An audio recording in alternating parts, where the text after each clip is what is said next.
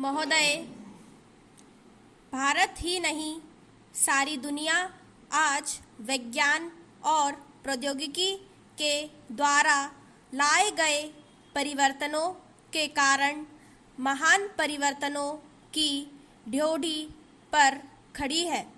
इन चीज़ों ने लोगों के जीवन में बदलाव तो किया ही है, किंतु केवल ऊपरी तौर पर। आज हमारे पास ऊंची ऊंची और सुंदर सुंदर इमारतें हैं। खेतीबाड़ी के कुछ आधुनिक तरीके भी हमें मालूम है, लेकिन आज हमें एक नए प्रकार के मानव की आवश्यकता है। ऐसा मानव जो विस्तारशील ज्ञान को वास्तविक उच्च जीवन के लिए उपयोग कर सके। मेरे विचार से गांधी जी ने यही करने का प्रयत्न किया, एक मानव निर्माण करने का। मैं नहीं कह सकती कि मनुष्य का स्वभाव कैसा है। उसे देखते हुए आज की दुनिया में ऐसा करना संभव होगा या नहीं, किंतु इस दिशा में प्रयत्न करना उपयुक्त होगा।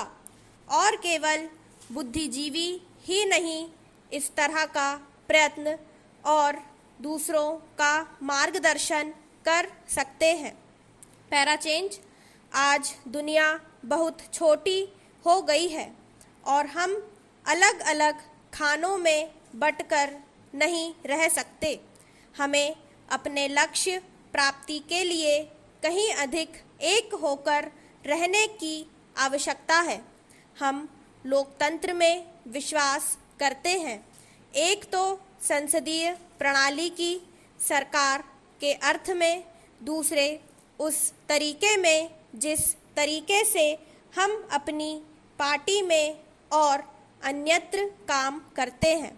पर लोकतंत्र रूपी हमारा ताज़ा पानी कभी कभी जातिवाद, सांप्रदायिकता और सामाजिक रीति रिवाजों इत्यादि में सड़ते गड़ों में बंद हो जाता है।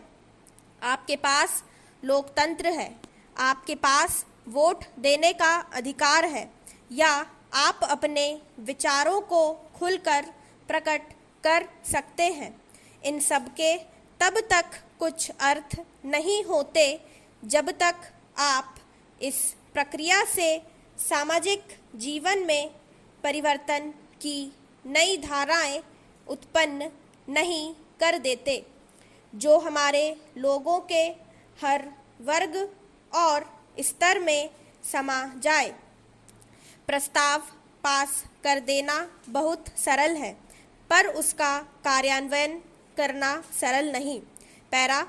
हम जानते हैं कि स्थिति या पद में कुछ लोगों का निहित स्वार्थ हो जाता है और कुछ एक का किन्हीं दूसरी चीज़ों में, लेकिन सबसे बड़ा निहित स्वार्थ है भय, जो जाना पहचाना है। उसे परिवर्तित करने का भय।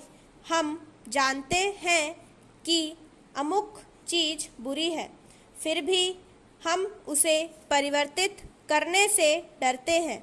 लेकिन आज हम इस तरह बड़े बड़े परिवर्तनों के बिना वास्तव में जीवित ही नहीं रह सकते।